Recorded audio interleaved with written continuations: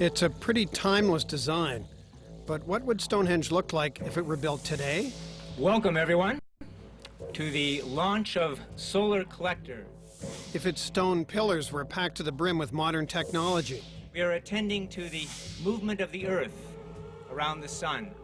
Chances are, it might look a lot like this.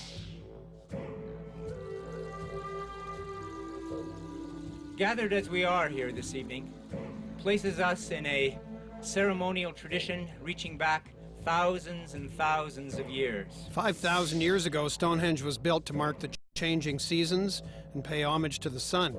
Susan, can you get some Loctite for us?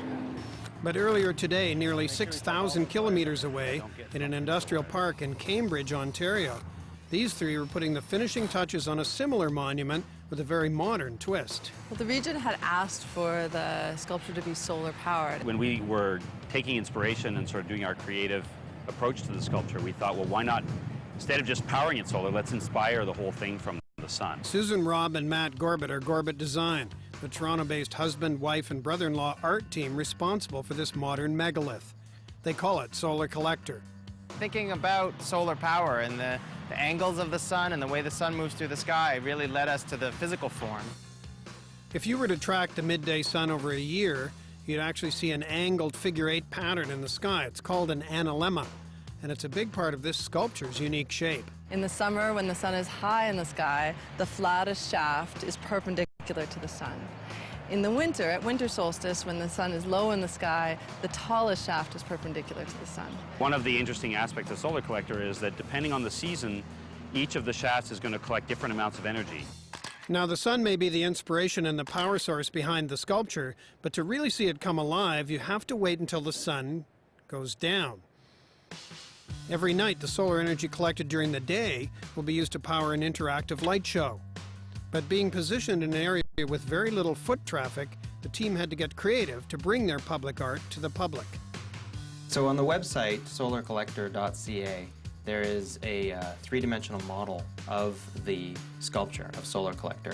And using a few very simple controls, the public can go to that website and create their own patterns of flowing waves in the sculpture. When they submit the pattern, I'm going to just submit it right now, they'll get a web page that tells them when their pattern will appear that night. Now, making all this come together is no simple task.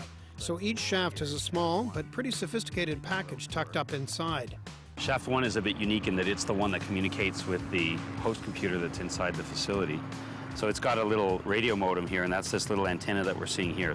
The other components here with the solar panel, that's this black 8x1 unit on the front of the shaft. There's 3 of those. They're all connected, and they deliver power during the day to the battery. So the brains are inside this black box right here. This is a little custom designed piece of hardware, and that's what interprets the patterns and controls the current, the electricity to each of the lights. An added challenge is that even the most basic materials can't be taken for granted. When you make a piece like this in the scale, you're not just conceiving of it on the broad level, you're also making all the little parts that have to come together to make the whole at the end of the day. Take the lenses on the light fixtures, for example. Now these LEDs, they shine into the end of these glass prisms. The prisms themselves are sandblasted, but they didn't come that way. So this is the housing from a periscope from a World War II tank, and inside here is a glass prism, pristine optical glass. So when I look into here, you can see my eyes. We took these apart, 500 of them, and we had them sandblasted so that it would catch the light from the LEDs and they would glow at night. Thanks to clever engineering like this, the fruits of the last 3 years' labor are finally being tasted. At tonight's launch party, it's time to reflect on the good times as well as the struggles. But most important, it's time to enjoy it. So amazing to see the patterns that are live from the web. That these are the patterns, not the ones we're testing with, not the ones that we made up, but the patterns that the community wants to put into the sculpture. It really is a collaboration between the community and the sun.